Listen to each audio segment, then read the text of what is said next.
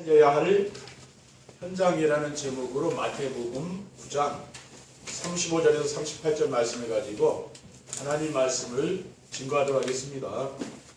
할렐루야. 아멘. 주위에 계신 성도님들과 축복의 인사를 나누겠습니다. 참 행복해 보이십니다. 참 행복해 보이십니다. 세상을 행복하게 만드는 해피바이러스가 됩시다. 세상을 행복하게 만드는 해피바이러스가 됩시다. 237 전도를 위한 응답의 현장이란 언약의 말씀으로 우리를 인도하시는 하나님께서 오늘 주신 말씀의 제목은 237 전도를 위해 살려야 할 현장입니다. 오늘 본문에 보면은 예수께서 모든 도시와 마을에 두루다니사 그들의 회당에서 가르치시며 천국 복음을 전파하시며 모든 병과 모든 약한 것을 고치시니라. 무리를 보시고 불쌍히 여기시니 이는 그들이 목자 없는 양과 같이 고생하며 기진함이라. 이에 제자들에게 이르시되 추수할 것은 많되 추수할 일꾼이 적으니 그러므로 추수하는 일꾼의 주인에게 청하여 추수할 일꾼들을 보내주소서 하라 하시니라고 하였습니다. 지금 우리 상황은 코로나19 바이러스로 인하여 예배도 마음대로 드리지 못하고 보고 싶은 사람도 마음대로 만날 수 없는데 하나님은 우리에게 237 전도를 위한 응답의 현장, 받아야 할 응답, 살려야 할 현장이란 메시지를 주셨습니다. 상황을 보고 현실을 보면은 우리와 너무 거리가 먼 메시지인 것처럼 느껴질 것입니다. 그래서 상황이나 현실을 바라보지 말고 오직 말씀만 따라가시기 바랍니다. 아멘. 왜냐하면 하나님의 말씀은 반드시 성취되기 때문입니다. 그럼 말씀 성취로 237 전도가 되어지는 응답을 누리게 될 줄 믿습니다. 237 전도를 위해 살려야 할 현장은 어디입니까? 첫째, 누구든지 찾아가기만 하면 되는 빈 곳입니다. 본부 원단 메시지를 들어보면은 237 빈 곳의 현장과 시위의 빈 곳 현장과 서밋의 빈 곳 현장을 살리라고 하셨습니다. 그래서 저는 우리가 살려야 할 빈 곳이 어디인가를 찾아보았습니다. 그랬더니 빈 곳은 멀리 있지 않고 아주 가까이에 있는 것을 깨닫게 되었습니다. 오직 성령이 너에게 임하시면 너희가 권능받고 예루살렘과 온 유대와 사마리아 땅까지 이르러 내 증인들이라고 하셨습니다. 그래서 우리의 예루살렘이 어디일까를 생각해 보았더니 바로 교회였습니다. 그리고 교회 안에 빈 곳이 많이 있음을 발견하게 됐는데 교회의 빈 곳은 바로 교회에 나오는 새신자입니다. 우리가 교회에 나오는 새신자를 바르게 붙잡아 주지 못한다면 밖에서 아무리 많은 전도를 한다 할지라도 결국은 무너지게 되고 세계복음화는 이루어지지 않게 됩니다. 그리고 교회에 나오지만은 친구가 없는 성도들도 있습니다. 이러한 성도들을 우리가 돌봐주지 못하면 그들이 교회에 정착할 수가 없는 거죠.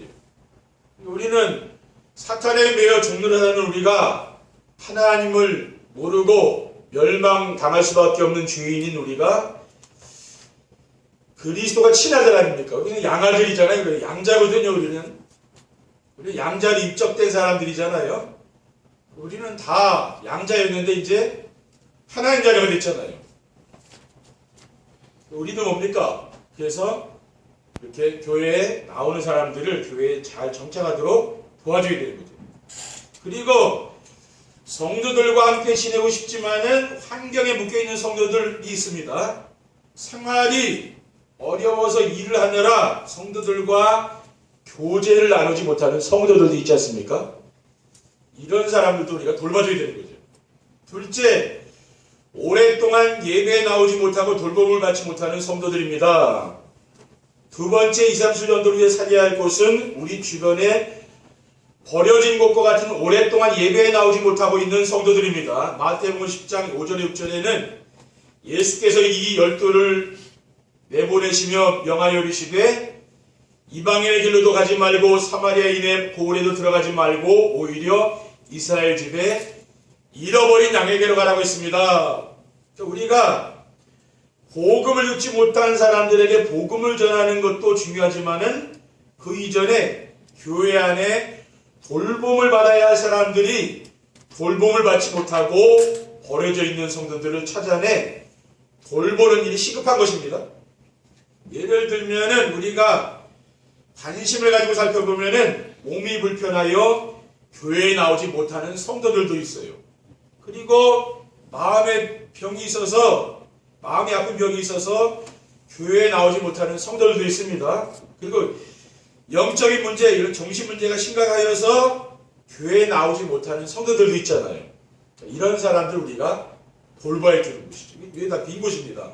셋째, 지금은 힘들고 어렵지만은 돌보아주면은 미래가 있는 다문화 가정과 TCK와 랩넌트입니다.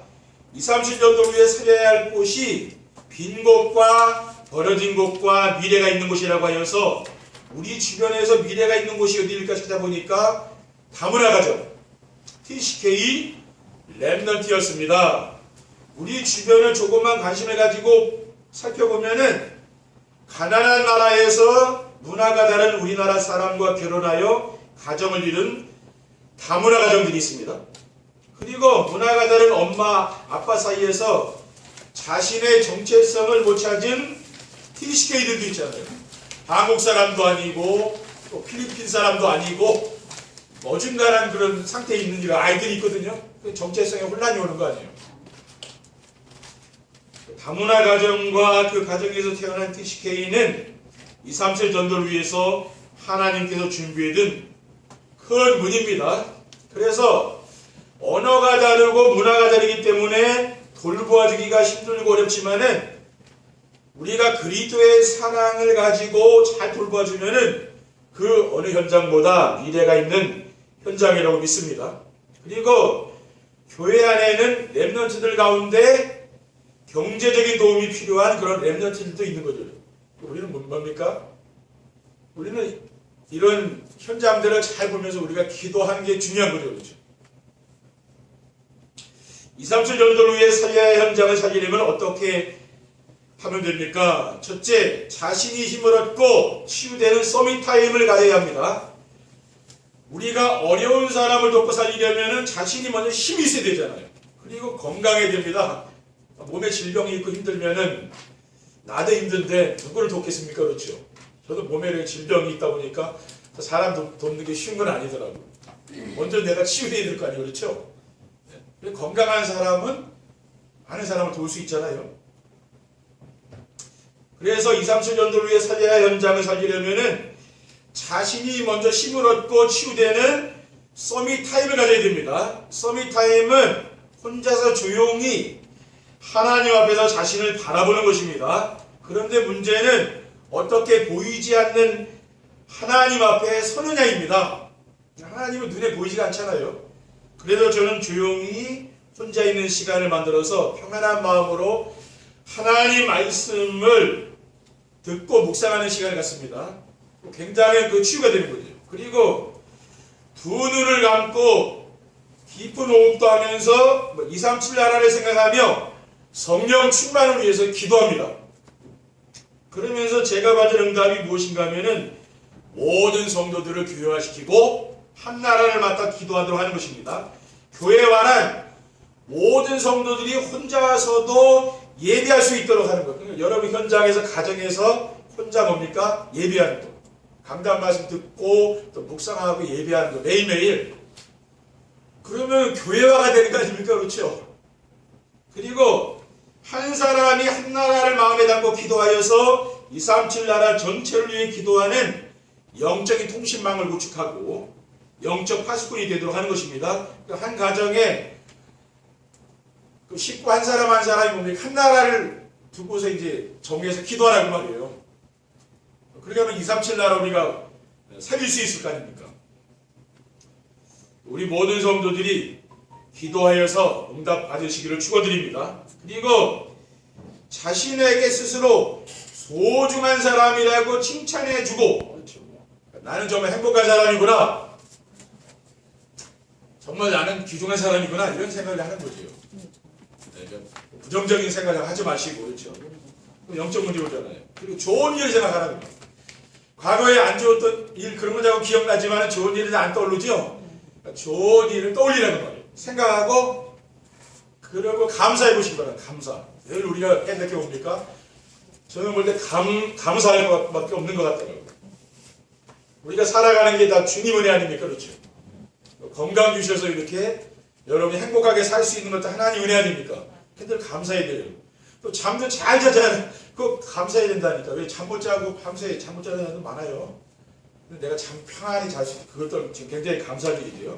그러면 굉장한 힘이 생기고 치유가 되는 것을 체험하게 될 것입니다. 둘째, 제자를 만났을 때 인턴십 해줄 수 있는 서밋의 자세를 갖춰야 합니다. 2, 3, 7년도를 위해 살려야 할 현장을 살리려면은 제자를 만났을 때 인턴십을 해줄 수 있는 서밋의 자세를 갖춰야 됩니다. 그러니까 서밋의 자세는 서밋의 타임을 갖게 되면은 따라오는 것이죠. 그리고 서밋은 사람을 만났을 때 사람의 단점을 보고 지적하지 말고 장점을 보면서 칭찬하는 사람이에요. 우리 문화가 칭찬하는 문화가 아니잖아요. 우리 자녀들이 잘해도 칭찬하는 인생하려고 그렇죠. 근데 잘 못하는 걸 어떻게 잘하는지 지적을 잘하잖아요. 그렇죠. 고치라고. 근데 그렇게 해가지고는 사람이 변화가 안 된다는 거예요. 사람은 뭐 칭찬을 자꾸 들으면은 힘이 나기 때문에 그 변화가 됩니다. 그렇죠. 그러니까 칭찬을 자꾸 해줘야 되는 거죠. 그리고 제자에게 인턴십을 해주려면은 어떤 상황이나 환경에도 당황하거나 흔들리지 않는 사람이 됩니다. 왜냐? 세상을 살다 보면은 이런 일 저런 일 여러 가지 문제와 뭐 질병 이런 거 끊임없이 만나잖아요. 그렇죠? 근데 우리가 늘 흔들리면 어떻게 됩니까? 성경에 보면 빌립보서 4장 11절에 12절에 보면은 내가 궁핍함으로 말하는 것이 아니니라 어떠한 형편이든지 나는 자족하기를 배웠노니 나는 비천의 철줄도 알고 풍부의 철줄도 알아 모든 일고 배부름과 배고픔과 풍부와 궁핍에도 처할 줄 아니 일체의 비결을 배웠노라고 사도 바울은 고백했습니다. 우리가 어떤 문제와 상황을 만나도 괜찮아야 되는 거죠. 그렇죠? 평안해야 된다는 거죠. 우리가 어떤 질병을 만나도 암이 걸리면 금방 죽습니까? 뭐 큰일 났다가 막 죽을 병에 걸렸다니까 그거 죽는 거 아니에요. 그렇죠? 이게 별거 아니야. 하나님이 고쳐주시오. 그래 하면 오래 사는 거 그렇죠? 하나님 그 마음이 중요하거든요. 마음이 이거 큰일 났다 생각하면 이제 큰일인데 별거 아니에요. 지나가는 거예요. 이렇게 생각하면 그거 아무것도 아닙니다. 그렇죠? 그렇게 생각하시라고 말이에요. 그리고 항상 좋은 걸 생각하시라고 말이에요. 나쁜 거 자꾸 생각하지 마시고. 그 다음에 긍정적인 말을 하는 긍정적인 사람이 됩니다. 부정적인 말만 하는 사람들 있잖아요. 그런 부정적인 얘기 하지 말고 긍정적인 얘기, 그런 얘기를 자꾸 해야 됩니다. 사람은 누구나 부정적인 사람을 싫어하기 때문에 그래요. 사람은 뭡니까? 긍정적인 사람을 좋아하게 돼 있는 거죠. 미래에 대해서 희망을 갖고, 그렇죠. 이렇게 긍정적인 삶을 사람은 누구나 좋아합니다. 우리 성도님들이 뭡니까? 그런 서밋의 자세를 갖추면 되는 거죠. 셋째, 복음을 위해 생명 걸 수 있도록 포럼해 줄 수 있는 서밋의 그릇을 준비해야 됩니다. 하나님은 금년에 우리에게 영적 서밋, 기능 서밋, 문화 서밋이 되도록 해주시겠다는 언약의 말씀을 주셨습니다. 그래서 우리는 서밋 타임과 서밋 자세와 서밋 그릇을 준비해야 되는 것입니다. 그러면 제자를 복음을 위해 생명 걸 수 있도록 인생 포럼을 해줄 수 있어야 되는 것입니다. 사도 바울이 뭐라고 했습니까? 나의 달려갈 길과 주 예수께 받은 사명고 하나님의 은혜의 복음을 증언하는 일을 마치려면은 나의 생명을 조금도 귀한 것으로 여기지 아니하느라. 그러니까 복음이 오직이 된 거죠. 그렇죠? 그러니까 인생 포럼은 뭐냐? 내가 복음을 만나서 변화된 나의 인생 스토리를 가지고 있어야 하고 복음 안에서 자신이 붙잡은 CVDIP 평생 기도 제목이 있어야 되는 것입니다. 그러니까 그리스도가 오직이 되기 이전에 내가 있잖아요. 그리고 그리스도가 오직이 되고서 변화된 나의 삶이 있죠. 이것을 내가 간증하는 거예요. 그래서 인생 포럼을 하려면은 자신의 인생 스토리와 CVDIP를 가지고 있어야 되는 것입니다. 내가 정말 그리스도로 완전히 인생 문제가 끝난 그게 있어야 된다는 말이에요. 그런데 그게 끝이 안 나면 어떻게 됩니까? 계속 갈등하고 인생 사는 게 힘들잖아요. 그러니까 완전히 끝내야 되는 거죠. 그렇죠? 그리스도로. 그리고 서밋은 복음 안에서 나와 다른 생각을 가진 사람과 함께 갈 수 있어야 됩니다. 그렇죠? 다 남자와 여자가 생각이 같습니까? 부부가 다 생각이 같습니까? 여러분 자기하고 생각이 같습니까? 세대 차이가 많이 나는데 같을 수가 없잖아요. 그렇죠? 근데도 같이 가는 거라 그렇죠? 그게 뭡니까? 서밋의 그릇이 준비되면은 함께 가는 거예요. 나하고 잘 안 맞는 사람하고도 잘 지내는 거죠. 그렇죠? 그런 이제 능력 있는 사람이 되는 거죠. 결론입니다. 2, 3주 전도를 위해 살려야 할 현장을 살리면은 어떻게 됩니까? 첫째, 모든 성도들이 2, 3주 나라를 살리는 플랫폼이 됩니다. 우리 성도님들이 서밋 타임을 통해서 세임을 얻고 치유가 되어 교회 안에 빈 곳인 새신자와 도움이 필요한 성도들을 돌보아주며 제자들에게 인턴십을 해줄 수 있는 서밋의 자세를 갖추고 자신의 인생 스토리와 CVIP를 가지고 제자와 렘넌트들에게 복음을 위해 생명 걸 수 있도록 인생 토론을 해줄 수 있는 서밋의 글을 준비하게 되면은 모든 성도들이 2, 3주 나라를 살리는 플랫폼이 되어질 줄 믿습니다. 둘째, 모든 성도들의 삶의 현장이 2, 3주 나라를 살리는 플랫폼이 됩니다. 하나님께서 2021년도에 2, 3주 전도를 위한 응답의 현장이란 언약의 말씀을 주시고 2, 3주 전도를 위해 받아야 할 응답과 2, 3주 전도를 위해 살려야 할 현장이라는 말씀을 주셨습니다. 이제 새해를 시작하면서 하나님께서 우리에게 주시는 말씀이잖아요.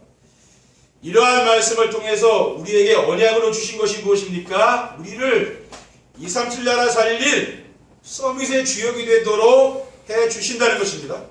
그래서 우리가 할 것은 무엇입니까? 서밋 타임을 가지면 되는 거죠. 그러면 서밋 자세를 갖추고 서밋의 그릇을 준비하면은 하나님께서 우리 성도들의 모든 삶의 현장을 플랫폼이 되도록 해 주실 줄 믿습니다. 우리 성도님들이 먼저 살면 되거든요. 내가 힘을 얻고 살면은 결국은 다 살리게 되는 거예요. 내가 만나는 사람은 다 살리는 겁니다. 왜 그렇습니까? 세상 사람들은 지금 죽어가면서 멸망받고 있잖아요. 그렇죠? 그들을 살려야 되는 거예요.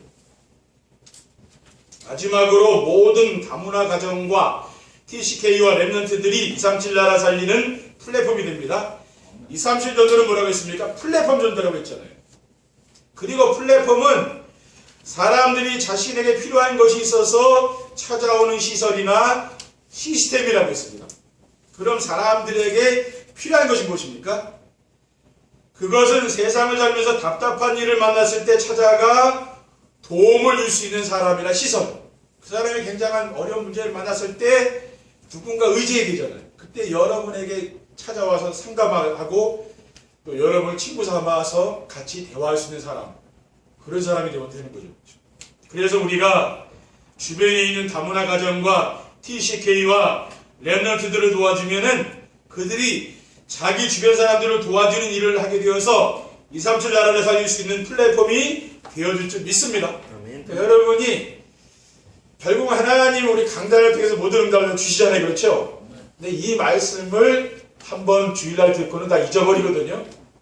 집에 가서 다시 들어보면은 하나님이 이 시대에 지금 나에게 무엇을 원하는 것이 깨달아진다는 거예요. 그렇죠?